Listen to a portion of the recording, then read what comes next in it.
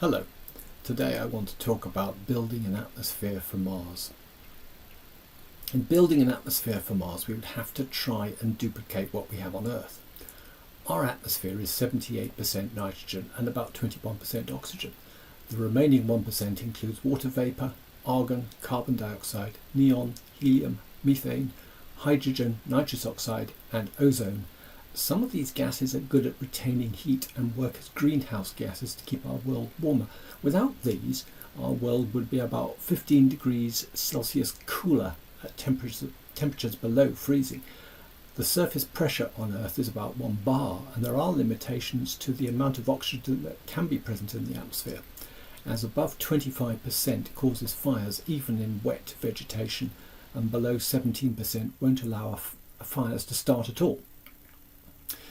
Currently, Mars has a very thin carbon dioxide atmosphere with just 0.006 bars of surface pressure, which is tiny in comparison with Earth. There is more carbon dioxide locked up in frozen form in the polar ice caps on Mars and under the regolith. If this were warmed, it would slowly evaporate into the atmosphere. However, analyses have suggested there is only really enough to make between 0.15 and 0.2, that's about a fifth of a bar of atmospheric pressure of carbon dioxide. This isn't enough for most life from Earth. Additionally, plants need oxygen for their roots and their mitochondria, which give them their power. Therefore, some oxygen would have to be present for them. Mammals certainly need oxygen to be able to breathe, as would we. Additionally, Mars has no magnetic field to protect the surface from radiation, and therefore a thick atmosphere would be needed to do the job in its place. Let's talk about carbon dioxide for a second. There is a problem with the amount of carbon dioxide which might enter the atmosphere from the poles on a warmed Mars.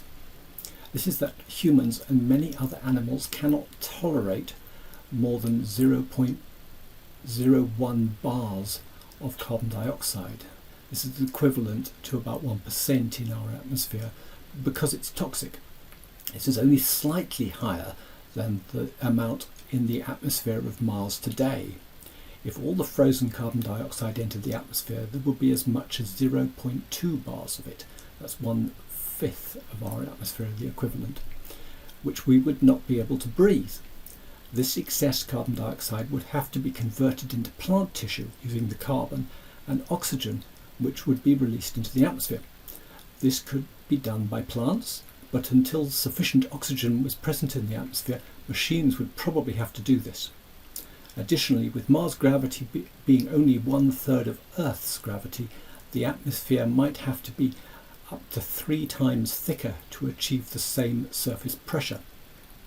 There are limits to this, as pressures above 2 bars of nitrogen can cause nitrogen narcosis and make people sick, which means that 3 bars is an upper limit to the amount of atmosphere we could give Mars. The next issue is to think about the sources. Where could we get oxygen and nitrogen to build an atmosphere for Mars? Venus is the closest place to the Sun in our solar system that we could use to get these gases. There is certainly plenty of carbon dioxide and quite a bit of nitrogen in Venus's atmosphere. Getting it out would either require a scoop ship to orbit with an elliptical orbit around Venus, dipping into the atmosphere at its closest approach to collect these gases, or a very long tube like a skyhook anchored at its highest point to a large container spaceship, with a ram scoop at the lower end of the tube collecting gases and channeling them up to the spaceship. However, it would take considerable power to get the spaceship away from Venus, as the escape velocity is over 10 kilometers a second, which might use up all of the gases they collected in the first place. However, either approach requires that we separate the carbon dioxide into its elemental constituents, carbon and oxygen, en route to Mars. We would also have to ensure that none of these gases were liberated as the spaceship crossed Earth's orbit, otherwise we could make our own planet uninhabitable. Bypassing Earth, the asteroid belt is the next place we might look for these resources. During the formation of the solar system, the sun's radiation pushed all the light elements, or volatiles, out beyond what is called the ice or frost line. However, as the sun has brightened over the last 4.5 billion years, this line has been pushed further out from the asteroid belt towards Jupiter's orbit. Therefore, there isn't likely to be any frozen oxygen or nitrogen in the asteroid belt, though there is plenty of water ice on the outer edge, and the largest of the asteroids, Ceres, is believed to have a sub-ice ocean. If we manage to source any oxygen or nitrogen from the asteroid belt, we have to change the velocity of each object by 3 kilometers per second. This is likely to be cheaper in propellant than getting them from Venus, but it gets cheaper as we get further from the Sun. Once we're beyond the asteroid belt, we get into the realm of the gas and ice giants. The first planet, Jupiter, shares its orbit with up to 600,000 Trojan asteroids, which are larger than 1 kilometer in diameter. Together they're estimated to have 3 times the mass of the entire asteroid belt, and the mass of volatiles they contain may be up to 5 or 10 times greater.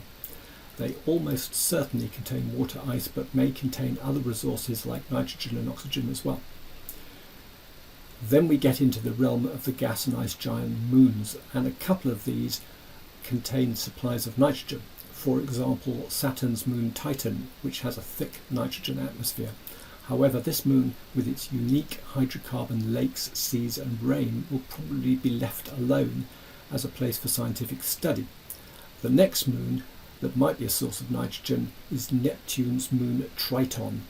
This moon has a substantial nitrogen atmosphere with some nitrogen frozen on the surface. Beyond the gas and ice giant planets, we come to the Kuiper belt. This is a region containing millions of frozen asteroid-like objects orbiting the Sun like a huge donut around our solar system. It is cold enough for volatiles such as carbon dioxide and carbon monoxide, which are gases on Earth or Mars, to be found in solid form. These asteroids also contain many organic compounds containing carbon, nitrogen, oxygen and hydrogen, and although a more complicated resource than frozen volatile lumps, they might be useful. Pushing these objects towards Mars would require fleets of vessels which could use some of the substance the asteroids are composed of as propellant. The change of velocity needed would be just 0.3, 1/3 of a kilometre per second, which is very economical in comparison with Venus or the asteroid belt. However, using this region as a source would mean very long time scales, with captured lumps of frozen volatiles taking 10 years or more to get to Mars. The next issue to talk about is impacting frozen resources into Mars poles, which would release more energy and liberate carbon dioxide from the ice caps. However, there is a risk that impacts onto the surface might throw more material into space than they actually add to the planet. Therefore, the majority would need to be aerobrate in the atmosphere rather than impacting the ground. So, in summary, we can find nitrogen in its elemental form on Venus, Titan and Triton. Oxygen is more difficult as it is highly reactive and tends to be combined with other elements, so we could find it on Venus with carbon as carbon dioxide, or with hydrogen in water ice in the asteroid belt, on Trojans, on outer solar system moons, or on Kuiper belt objects. We can reduce propellant costs by selecting sources in the outer solar system, but the further they are from the Sun, the colder they are, and the more power we'd need to warm them up. Additionally, we could use solar power to separate carbon and oxygen close to Venus in the inner solar system. Further out, we'd need other power sources, probably nuclear, to split water and liberate oxygen.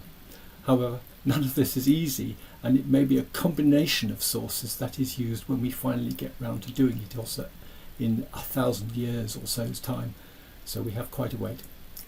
Thanks for watching.